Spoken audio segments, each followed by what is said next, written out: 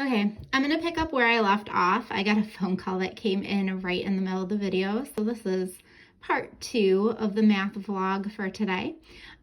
So where I was at a second ago is I was adding my x values, dividing by 2. I was adding my y values and also dividing by 2. So my final coordinate is 3/2, or you could write it as a decimal or even as a mixed number. And then 10 divided by 2 is 5. That would be the location. And they're saying no calculator for sure on this one because when I read online, they said worst case scenario, you could graph these 2 points and you could kind of go into the middle of them to find where the midpoint was, is kind of their worst case scenario there if you don't remember how to deal with the midpoint formula. Okay, coming over here, please ignore how ugly my circle is. It looks like a really weird potato. We're just gonna go with it. So this first thing I've drawn right here is a chord.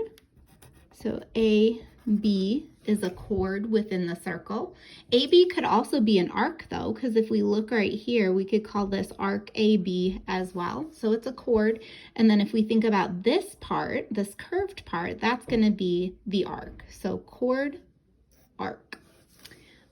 Then when we're talking about diameter, the diameter is more specific. It has to have both endpoints on the circle, but also it has to go through the center, unlike a chord. So we'll call this AB, we'll call this CD. So CD would be the diameter, and we'll call this E in the center.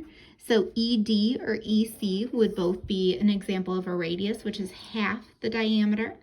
The circumference is the distance around your circle. Remember, that's 2 pi r for our formula. The tangent line is a line that touches the circle in one spot. So it could look like this, where we've got one spot where we touch on the circle there.